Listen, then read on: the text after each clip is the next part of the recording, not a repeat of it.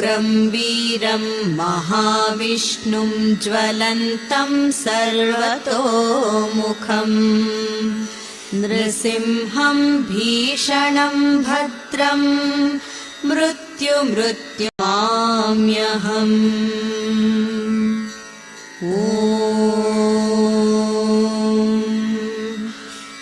उग्रं वीरं महाविष्णुं ज्वलन्तं सर्वतोमुखम् नृसिंहं भीषणं भद्रं मृत्युं नमाम्यहम्।